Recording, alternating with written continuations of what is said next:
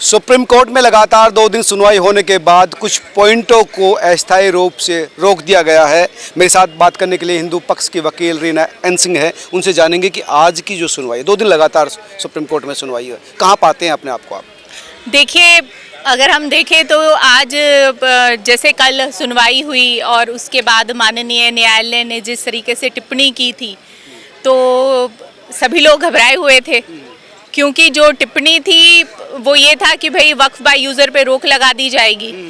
तो आप ये देखिए कि जब अगर हम थोड़ा सा पीछे जाते हैं हिस्ट्री में, तो जो हमारे देश का जो बंटवारा हुआ वो धर्म के आधार पे हुआ। जो ज़मीनें थी वो बांट दी गई, आधा हिस्सा एक बड़ा हिस्सा पाकिस्तान को दे दिया गया, फिर कुछ सालों के बाद बांग्लादेश बना, वो भी धर्म के आधार पे। तो एक तरीके, वो तो धर्म के आधार पर नहीं बना, आपसी डिस्प्यूट के आधार पर बना, क्योंकि सारे मुसलमान थे वहाँ तो। देखिए ज़मीन भी तो गई ना। हाँ, तो ऐसा नहीं है कि लोग गए, उसके साथ ज़मीन भी गई।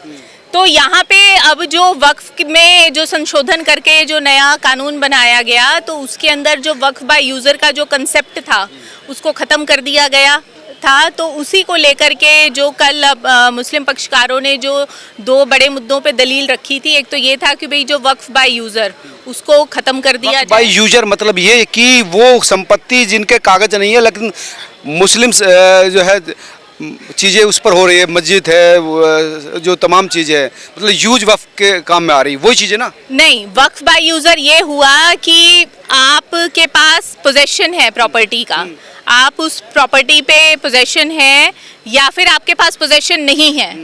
क्योंकि कल अगर आपने देखा होगा तो कल न्यायाधीश ने भी, चीफ जस्टिस ने खुद टिप्पणी की थी कि हाँ, एक समय में दिल्ली हाई कोर्ट की वक्फ की संपत्ति घोषित कर दिया गया था। तो ऐसा नहीं है कि जो वक्फ दिल्ली हाई कोर्ट का पोजेशन था वो किसी वक्फ या मुस्लिम्स के हाथ में था। तो ये एक तरीके से किसी भी चीज़ को अपनी संपत्ति घोषित कर देना, वो वक्फ बाय यूज़र, चाहे आपके पास पोजेशन है या नहीं है, चाहे आपके पास कागज हैं या नहीं है। तो ये जो एक ऐसा कानून था, एक तो ये अपने आप में ही कि जो आर्टिकल 14 है संविधान का, जो सबको समानता का अधिकार देता है, उसके ऊपर बहुत बड़ा प्रश्न चिन्ह था। क्योंकि अभी तक ये जो असमानता हो रही थी ये हिंदू समुदाय के साथ हो रही थी, क्योंकि हिंदुओं को कहीं पे भी ये अधिकार नहीं है कि भाई आप एक ट्रस्ट बनाइए और आप किसी की भी संपत्ति को, अपनी संपत्ति घोषित कर दीजिए, चाहे वो आपके पोजेशन में है या नहीं है। और उसके बाद अगर आपको कोई डिस्प्यूट भी है उस पर, अगर आपको कोई उसके खिलाफ केस भी करना है तो आपको वक्फ ट्रिब्यूनल में जाना होगा, आप सिविल कोर्ट में नहीं जा सकते। तो ये जो सारे कंसेप्ट थे और ये जो सारे प्रोविजंस थे, तो इसमें नए अमेंडमेंट एक्ट में उसको हटा दिया गया। वक्फ बाय यूजर का मतलब है कि आपकी पोजीशन में भी अगर प्रॉपर्टी नहीं है आप उस पर क्लेम कर सकते हैं। बिल्कुल, और वो भी आप ओरल वक्फ, वो सिर्फ सीधा बोलने पर भी, ऐसा नहीं कि आपको कोई डीड बनानी होगी या आपको कोई जीपीए करनी होगी, आपको कोई सेल डीड तहसील में रजिस्टर करानी होगी।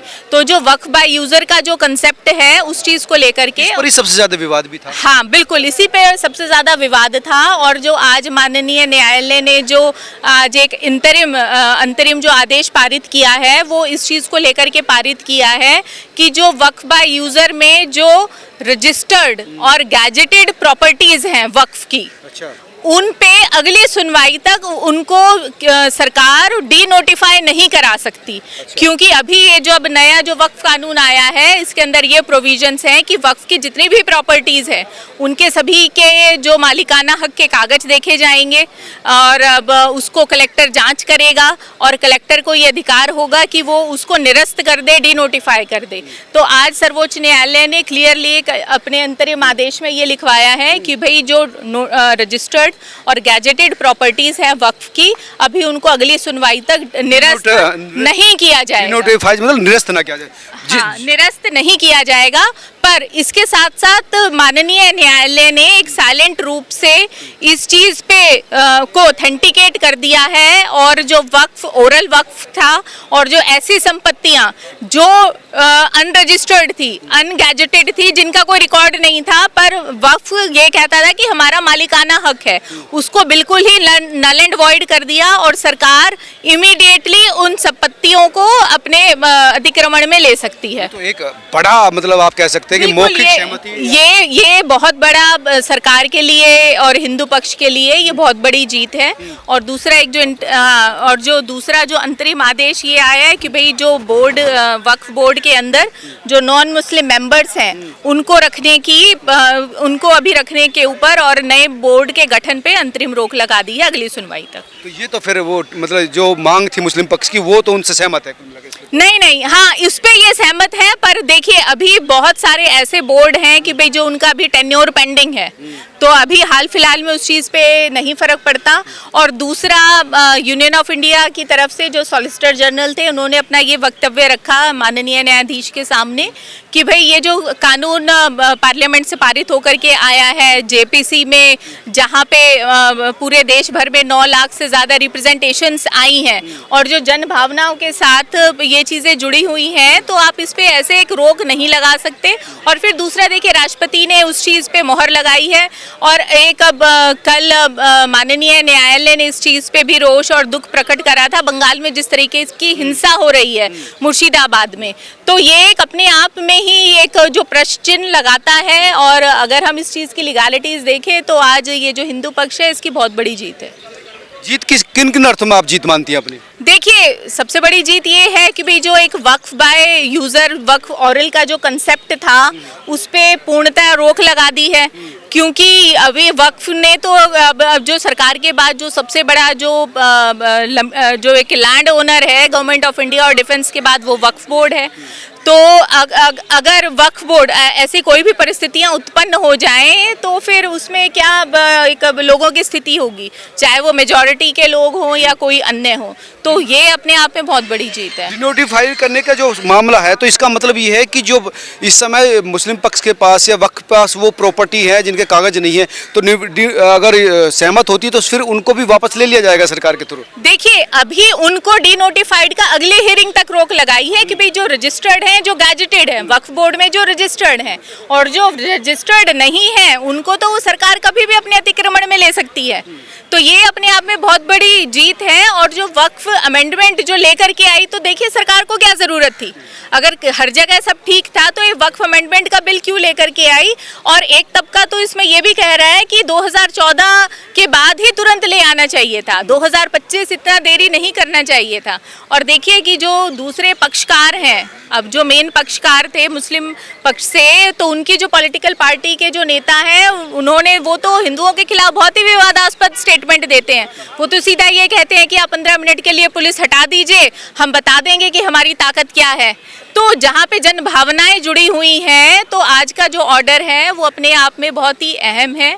ये सरकार की भी बहुत बड़ी जीत है। आप ओवैसी की बात कर रहे हैं, हालांकि उन्होंने बिल फाड़ दिया और कह रहे हैं कि हम अंत तक लड़ेंगे।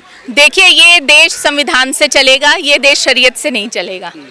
अच्छा, जो डीएम की पावर यानी सरकारी अधिकारी की पावर है उस पर भी स्टे की बात हो रही थी कल, इस बात को लग रहा है, लेकिन उस पर कुछ कहा नहीं है, उस पर रोक नहीं है। मतलब देखिए क्योंकि वो जो जुड़ा हुआ था वो वक्फ बाय यूजर के कंसेप्ट से जुड़ा हुआ था। और जैसे मैंने अभी पहले बताया कि भाई जो प्रॉपर्टीज हैं, देखिए यहाँ पे हमें ये समझना होगा कि किसी भी जिले में जो जमीन का जो लेखा जोखा होता है, रेवेन्यू रिकॉर्ड होता है, वो कलेक्टर के अधीन आता है। कलेक्टर अपने जिले की सर्वोच्च अथॉरिटी होती है। और जो नया कानून है उसके अंदर ये क्लियर प्रोविजंस थे कि भाई जो कलेक्टर है वो वक्फ की सभी संपत्तियों की जांच करेगा।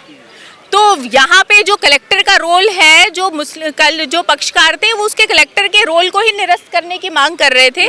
तो जो आज उसी में जैसे मैंने अभी पहले बताया कि जो रजिस्टर्ड और जो गैजेटेड प्रॉपर्टीज हैं सिर्फ उस पर ही अभी कुछ टाइम के लिए इस बात को लेकर सरकार से पक्ष से, सरकार के आर्गूमेंट से सुप्रीम कोर्ट सहमत है कि सरकारी अधिकारी को तो जांच करने का या बिल्कुल। देखिए जो अनरजिस्टर्ड वक्फ की प्रॉपर्टीज हैं वो अभी कलेक्टर को पूरा अधिकार है उसको निरस्त करने का। संभल सांसद और अताउल्लाह खान, उनका कहना था कि यार जो नॉन मुस्लिम लोगों को कमेटी में रखा जा रहा है वो कहाँ तक सहमत है, हिंदू ट्रस्ट है या जो गुरुद्वारा है उनकी कमेटी में तो नहीं रखा जा रहा, तो वो कहाँ तक? देखिए 1955 का जो वक्फ एक्ट है उसके अंदर क्लियर ये है, जो वक्फ एक्ट कहता है, आप उसको पढ़ भी सकते हैं कि कोई भी गैर मुस्लिम अपनी संपत्ति वक्फ को दान कर सकता है। तो उनको गैर मुस्लिम की संपत्ति तो एक्सेप्ट है, पर अगर कोई गैर मुस्लिम बोर्ड का मेंबर बन जाता है वो उनको एक्सेप्ट नहीं है, तो ये तो उनकी जो बात है वो अपने आप में ही बहुत बड़ा प्रश्न चिन्ह लगाती है। लेकिन इस तर्क पर आपका पक्ष क्या है? हिंदू पक्ष से सरकारी पक्ष के जो वकील हैं, आप कहाँ तक इसको कर बचाएंगे कि होने चाहिए या नहीं? अगर सरकारी अधिकारी है तो फिर नॉन मुस्लिम की जरूरत क्या है? देखिए, ये तो एक न्याय प्रक्रिया है ना, कानून प्रणाली है।